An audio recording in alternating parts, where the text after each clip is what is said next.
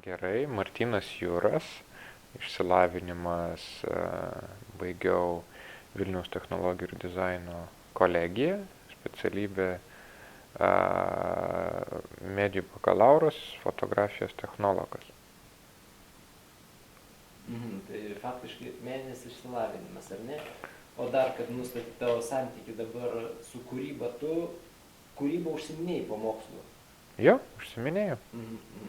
Ir dar turi kokį nors apdovanojimą, ar priklausai kokiam nors sąjungom kūrėjų? Kūrėjų sąjungom konkrečiai dabar kaip ir nepriklausau, oficialiom jokiom, o kas iš apdovanojimų gavau jaunojo kultūros kūrėjo, kultūros ir meno kūrėjo stipendiją čia Šiaulių mieste. Tu pats gimei Šiauliuose?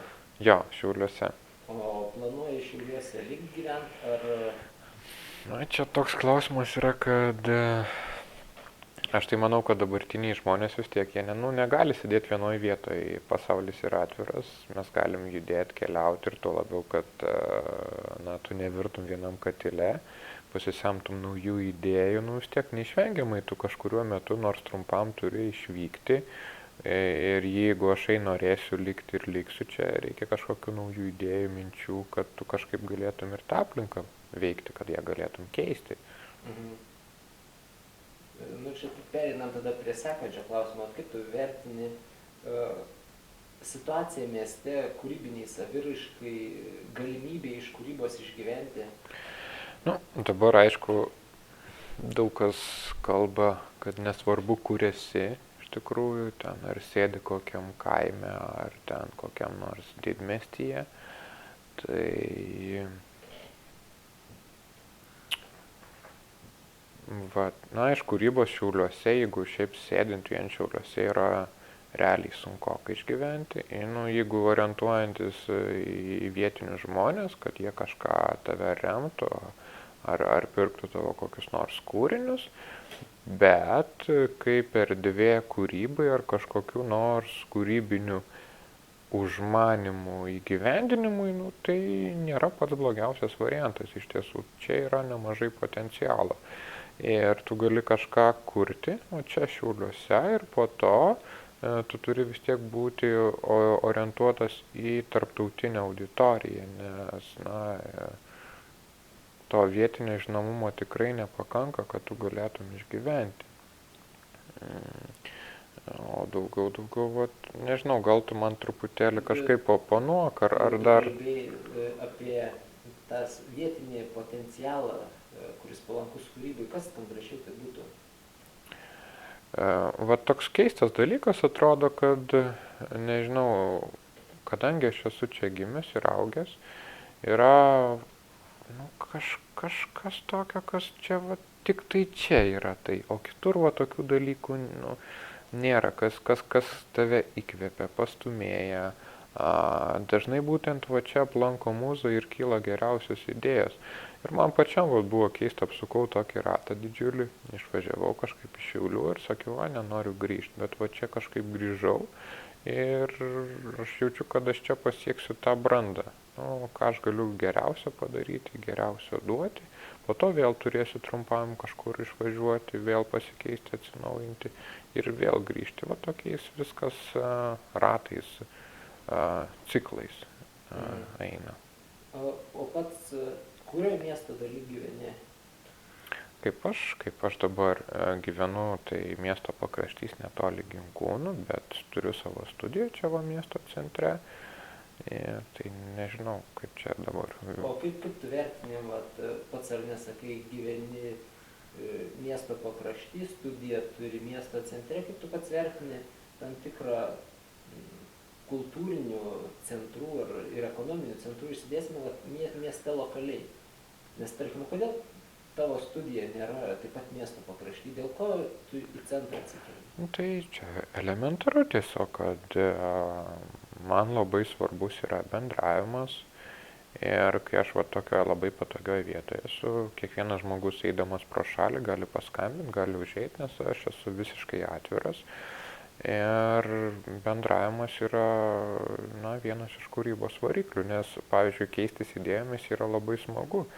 ir pasidalinti su žmonėmis, kurie galbūt norės kažką panašaus daryti kaip aš, arba papasakoti žmonėms, kad jie turėtų visai kitokį suvokimą apie fotografiją.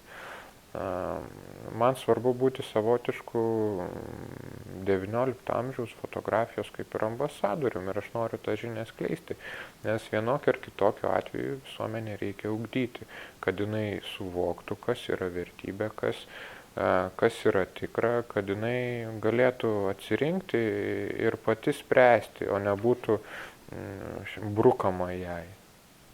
Tai dėl to man tas bendravimas yra labai svarbus, nes lokacija, visi renginiai, visas judesys dažniausiai vyksta va čia. Aišku, vasara šiltesnių metų laikų yra truputėlį kitaip, bet taip pat tokie labai kažkaip paprasti veiksniai. Gal, sakysim, pakalbėkime apie tai, kad žmonės, kurie, įsivaizduok, nelabai žino Šiaulių situaciją, ar ne? Ir tu sakai centre. Tai ar tu centrą išsirinkai dėl to, kad čia tiesiog yra, ar ne, visų geografinių kelių sankirta? Ar dėl to, kad centre yra daug kultūrinių organizacijų, nes jeigu pakalbėt apie gyvenamą tankumą, galbūt daugiau žmonių yra pietinė miesto mikrorajone. Tai čia yra dar, prie pat yra bulvaras, netoliese yra stotis, čia pagrindinė miesto arterija Tilžės gatvė, tai jeigu atvažiuoja, tarkim, ar turi istorijų miesto svečių, ką jie dažniausiai aplanko? Bulvarų praseina, nueina į kokią kavinę, važiuoja į Kryžių kalną ir jeigu be mašinos yra, jie keliauja į stotį. Ir būna, kad žmogus ten turi laisvą valandą, gal porą valandėlių ir jisai nori kažką įdomaus nuveikti. Tu net elementariai, tarkim, išėjęs į gatvę, su savo fotoaparatu, tu kažką gali sutikti, su kažko susipažinti, nauja pažintis, naujas bendravimas atsiranda, kas yra labai smagu iš tikrųjų. Tai čia turbūt ir atsako į tavo klausimą. O ką tu manai apskritai apie tokius darinius, kaip menų fabrikus, menų inkubatorius? Man tai, kažkaip dabar pažiūrėjau, pavyzdžiui, Kaune, Fluxus ministerija steigėsi, visi Kuopė, kolega irgi turės savo kaip erdvę ten bet žmonės labai savanoriškai, taip, faina, reikia. Ir taip kažkaip pagalvojau Šiauliuose, iš tikrųjų būtų jėga kažkas panašaus, aišku, gal ne tokio didelio masto, bet realiai manau, kad turėtų atsirasti kaip kritinė masė žmonių. Tai pavyzdžiui, 2-3 jau ne, 5, ne, 6 jau tada jau gali žmonės kooperuotis kartu, šiukšles nešti, ten apsitvarkyti, jau kažkokia yra jėga. Aišku, Šiauliuose gal nebus, tokios masės žmonių, bet pradžioj nors saujelė turėtų būtų faina. Ir aš manau, kad tų patalpų nenaudojamų tikrai yra nemažai, jas galima išnaudoti ir pritaikyti, nes dabar, kai pagalvoju, vis tiek dauguma nenori dabar parduoti nekilnojamo turto, dėl kritusių kainų, nori daugelis palaukti. Ir miestas galėtų tiesiog tokią kaip ir investiciją padaryti, tarkim, 5-6 metams, nes jeigu nėra lėšų tvarkyti nekilnojamo turto, nesinori parduoti dėl žemos kainos, ir ką, ir stovi ta erdvė pastatas. Ir tai tada reikėtų išnaudoti, skirti jį visuomenės interesui tiesiog.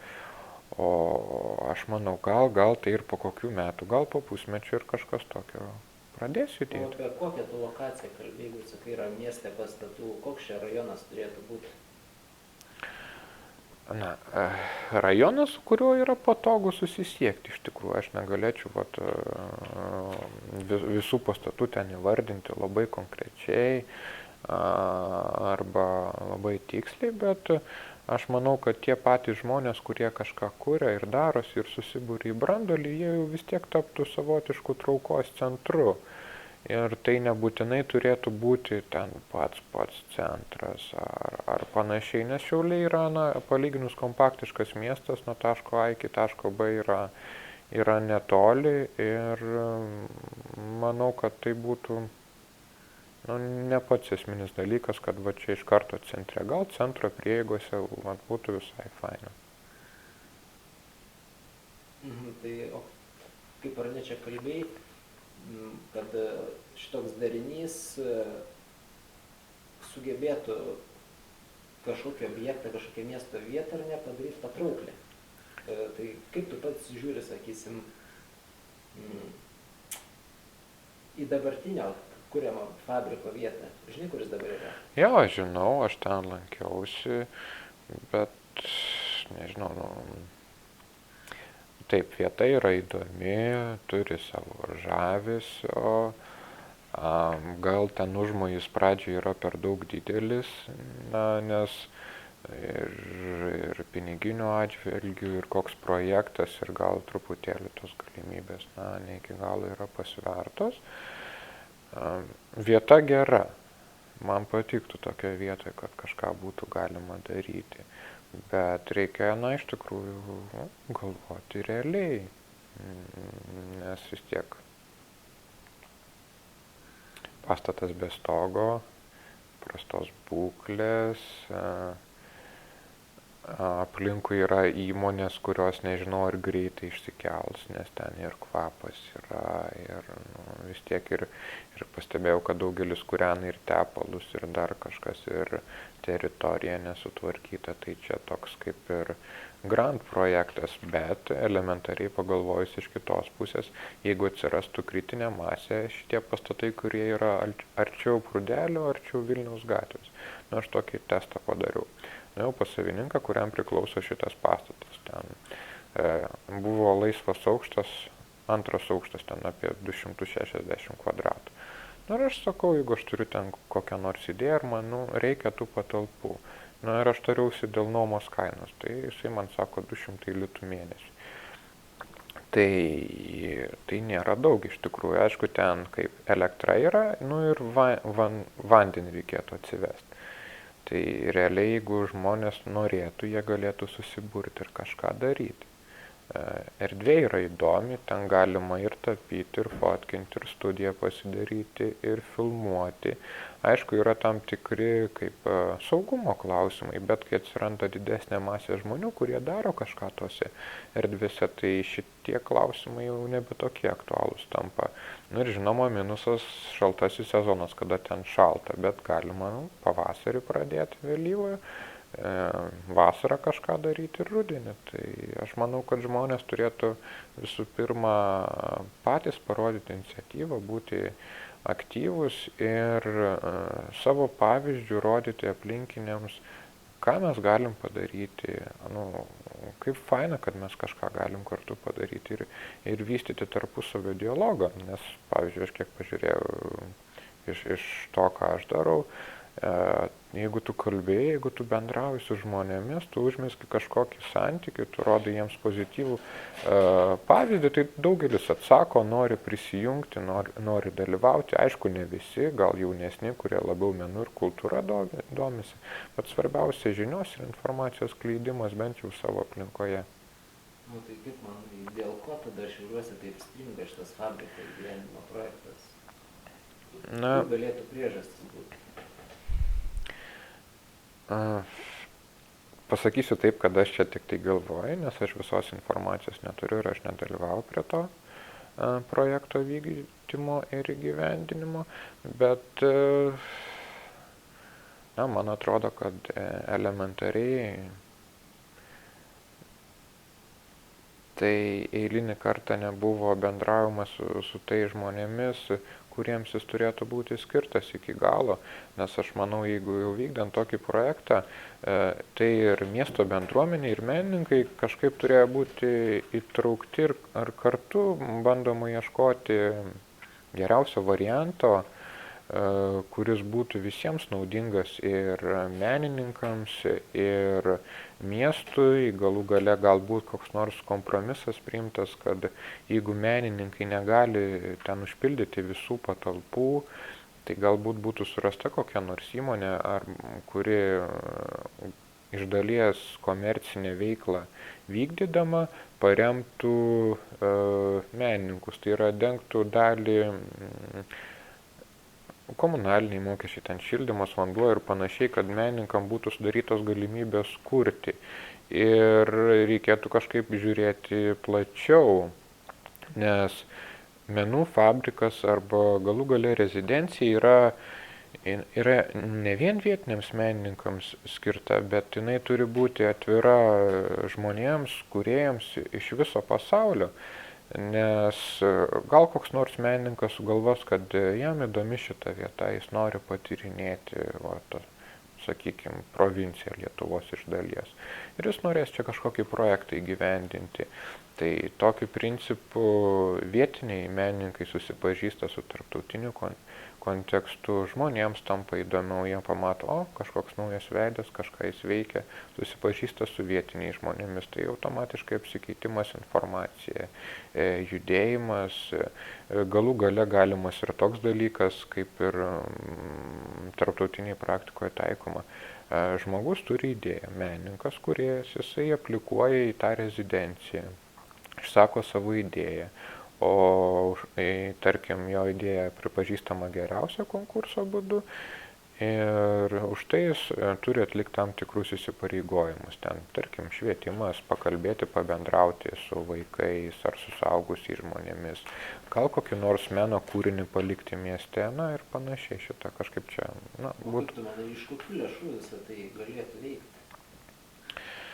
Aš manau, kad yra projektiniai pinigai, reikia smarkiai dirbti su projektais, savanorystės skatinimas turėtų būti, po to tai būtų geras startas, kaip menininkams nedėjoti, kad nėra pinigų, niekas neskiria, o kaip išmokti pačiam suktis, užsidirbti, ten ar kažkokį produktą sukuriant ir šitoje vietoje suvedant menininkus, verslininkus ir dar kitų sričių atstovus. Pasakykime taip, kad suvesti toje vietoje pinigus ir idėjas ir gauti geriausią rezultatą, kaip neišleidžiant maksimalios pinigų sumos. Tai būtų svarbiausia. Žinoma, pradžioje būtų sunku, pradžiai turėtų būti bent metams skirtas kažkoks buferis, pagalvė, kad žmonės galėtų įsivažiuoti ir kurti toliau. Ir dar kitas dalykas, pavyzdžiui, šitoje rezidencijoje įsikurti nuolat, tai gal kiek per sunkoka būtų, bet galėtų būti laikinos rezidencijos kažkokiam kūrybiniam projektui arba idėjai įgyvendinti.